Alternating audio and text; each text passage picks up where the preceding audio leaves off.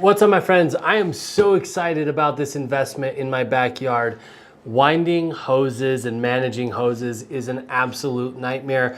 I've been eyeing this Giraffe hose management system for a couple of years now, and I finally made the leap.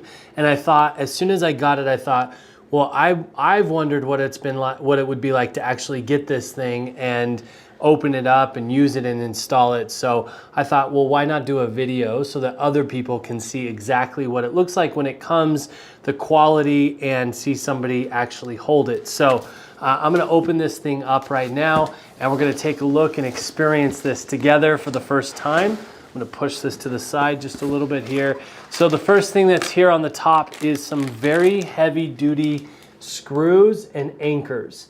Now these are crucial. Please understand that this thing has some weight. So whatever you decide to mount it to needs to be very sturdy.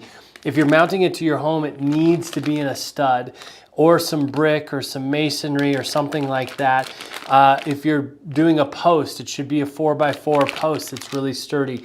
Just make sure you're very clear on how and where you're going to mount this thing, so that you don't make the mistake and ruin something on your home or elsewhere. There's obviously an owner's manual to it. This is going to be regular stuff like product information, what's inside the box, an open box checklist, a tool requirement. So the tools that they say are required are electric drill, a hammer, and a socket set or a Phillips screwdriver. That's obviously to mount this whole thing. So if you're not aware of how to do that, make sure you educate yourself on how to do that. And then they have step-by-step installation steps. It's written really well and it's designed nicely, and there's not a ton of information on every page, which I always look for. You can always tell when these are written not so well, but these seem to be done really well. So it shows you how to install on a wall, how to install on a wooden post, and how to set up the retractable hose reel. So here's how to extend and lock it, retract it, recommended usage, remove the hose from the bracket, and then a troubleshooting guide as well, and then maintenance as well. So lots of information, warranty information in here as well, and the manual looks very well done. So I have no problems and no concerns about what it's going to be like to install and use this thing. And then on the top, we also have a spray nozzle. This is the nice spray nozzle where you operate with your thumb and it stays at the level that you want it to stay at rather than the handle. The handle gets your hands tired and it's never consistent. This is nice because I can lock in that exact flow that I want. And it works beautiful, looks great. It's orange, so you're gonna be able to see it really well in the yard. That's really helpful. And then at the top, we also have this large piece of styrofoam right here. And then this is the extension or connection hose. So this is gonna go from the unit to, from the hose dispenser unit to your actual hose bib. Now, this thing is, what is this? This is probably about 5 feet, maybe 6 feet of hose. So you're going to want to mount this thing. If you're going to use this connection hose, you need to mount this thing within 6 feet or less, probably within 5 feet of your hose bib that's coming out of your house. And this is great. It has all kinds of instructions, and that's a helpful little piece to it.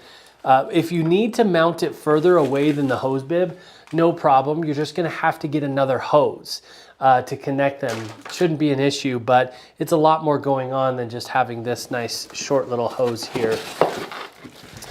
Now let's pull the unit out itself.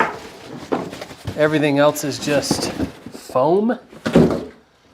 And it's in this nice big piece of plastic right here. It's got a really nice handle right here on the back side of it so that you can carry it around. I am telling you, it has some weight to it. Now the weight is obviously the hose that's mostly is the hose that's inside of it.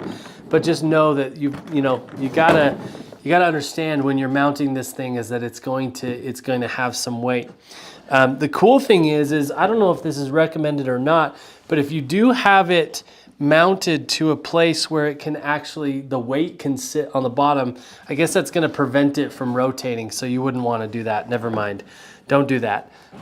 So right here is where the hose comes out. It has this really nice stopper right here so that when you're reeling the hose back in, it's going to hit that before the hose disappears inside of the unit. And you can pull this thing out, and then as you pull it out, it's going to lock in place. Now, if you keep pulling, it's going to then release, okay? So you're wanting to pull as much hose out as you're going to need so that it will lock that much hose out, rather than, if you have to pull more out, then it's gonna wanna retract back in. So when you're working in the yard, probably best practice to just unravel the entire thing.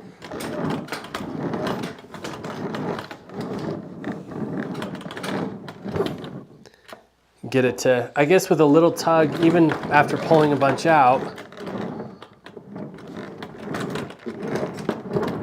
Yeah, with a small tug, you can actually get it to lock again, which is cool. I mean, it probably talks about that in the manual. I know it does because I saw it. So pull the hose to the desired length and stop. The hose will lock. To extend the hose to a longer length, pull the hose once more and stop at the new desired length. To retract and unlock the hose, you just give it a little tug. So when it's out, you just give it a little tug and it's ready to go back in. And then there's this cool little thing right here. As it spins, this little bracket, if you can see it, this little white plastic bracket moves the hose back and forth. So it winds up really nice inside of the unit here. That's really cool. So also, here is where the water goes into the unit, right here in the center of it. So this is what's going to be connected to the center of it and then to your hose bib on your house, which is awesome. Okay, so in order to get the mounting bracket off, there's just a small Phillips screw right here on the back side of the mounting bracket. When you move it to the side and you just unscrew that. Once that's unscrewed, then we can just slide the whole unit off and then we can mount this. Now, there is, in the back of the manual, there is a mounting template right there. So you can actually tear this off and put it on the surface that you're mounting to if you need to drill holes or measure what these are all about. Now, there's also an indication as to what side is up on this bracket. You obviously don't want to mount this upside down, or you're going to be taking it back off and mounting it the right way so that when this thing hangs on it, it's hanging on it in the correct way. So my friends, it's a pretty simple unit. You just got to make sure you know what you're doing when you install it so that it can actually handle the weight that this unit is. I hope this video has been helpful in understanding what it's going to be like to get it, all of that sort of stuff. I'm going to do another video of installing it, and then ultimately once I've been able to use it for a little while, I'll do another video that just is my experience of it, what it's like to use it, how useful it is, maybe any quirks or problems that I have with it. But until then, happy gardening. Peace.